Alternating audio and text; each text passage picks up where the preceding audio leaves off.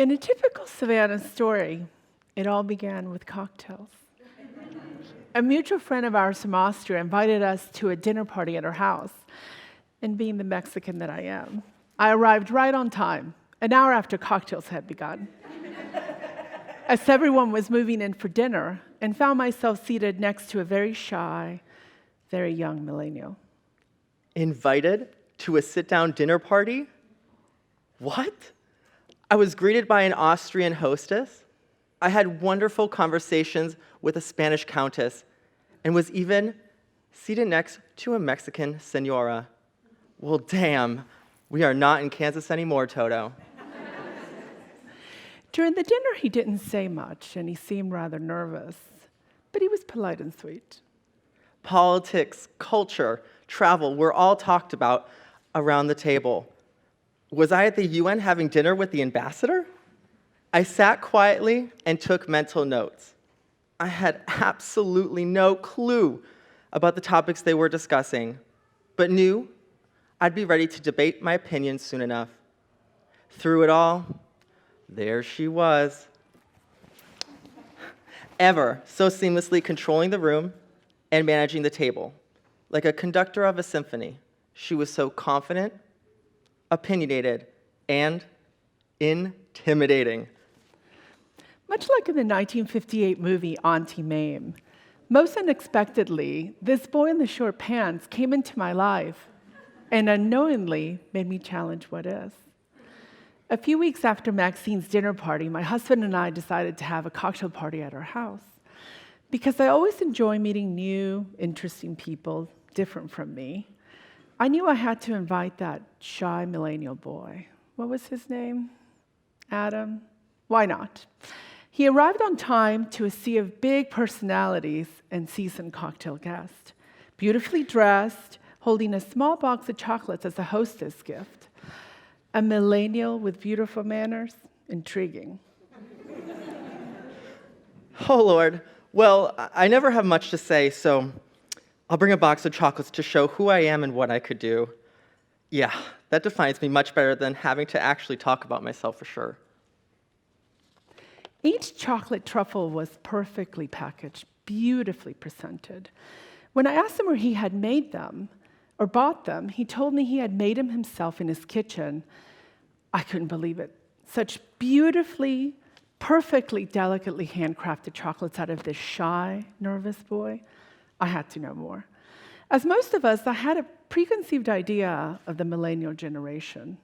From previous encounters, I found them somewhat entitled, self-involved, unable to focus or follow through with anything the way older generations had, the way my generation did. Who was this talented, shy millennial that piqued in me such interest? Talented? I didn't even think I was doing something interesting or unique. Why all this adulation? Why is this happening all of a sudden? What was this life I stepped into? And who was this woman that kept putting me in this spotlight? It was kind of exhilarating, to be honest. Like a Hogwarts letter I had been waiting for, but never knew existed. An artist? Me? It was too much. It's too much. I can't handle it. I need to get to a safe place to hide. Where's the door to the kitchen? Over the next few weeks, we met for lunch, only to discover that the more he told me about himself, his journey, his struggles, his dreams, the more I felt compelled to try to find a way to help him. I could see he was going around in circles. I could see that he was too shy to ask for my help. And sitting across from him, I realized that I knew the answers to many of the challenges he was facing. Like having the answers for a test written in your hand, I realized I was the answer. All my previous business experience, my years living in this city, becoming part of this community, was what was needed. And the idea filled me with excitement and fulfillment. He inspired me to become the mentor I didn't know I could be. And over one of our lunches, I told him to hold my hand, that we would start on this path of his dreams together, not to be afraid. And so we began. It was so comforting to have someone I could count on that believed in me. This excitement she had was contagious. It made it so easy for me not to allow myself to worry, as I normally do, but yet to celebrate each accomplishment along the way. She was so good at always explaining each step through the process and how it was all truly connected. I thought then, hot damn, I already knew this. You must first understand each ingredient before you can create the perfect recipe. Through her wisdom and her hand-holding, the big picture never felt so overwhelming and became attainable. I found myself eager to learn more, to do more, to take on more. I felt like a sponge taking it all in. Over the past 5 years, we have challenged and redefined the existing perceptions of each other's generations.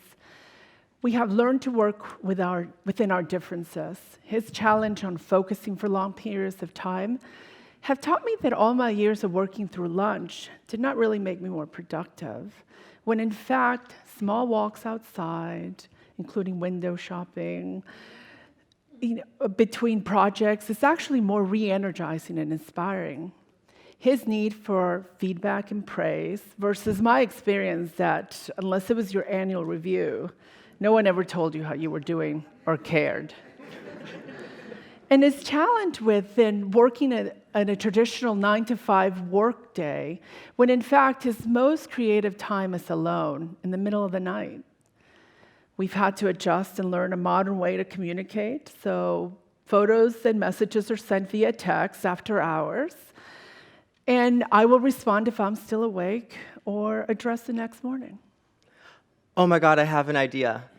A chinoiserie pattern chocolate bar. Look at these photos. I'm dying. I'm dead. Wait, how do you spell chinoiserie? Is it 2 N's or 1? Are you seeing this? Hello?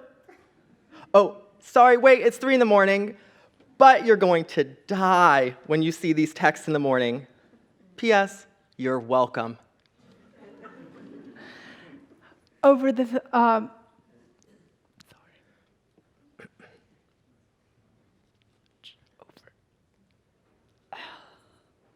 Our meetings began at the first hour of the day, 4 in the afternoon. And yet, they're as productive as any I ever experienced in the corporate world in 9 a.m.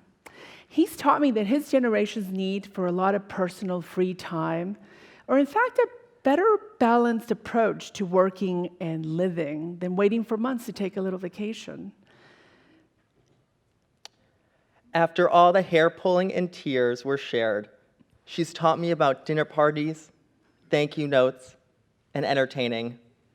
She's taught me about business, about how everyone in this life gives you advice when you're successful.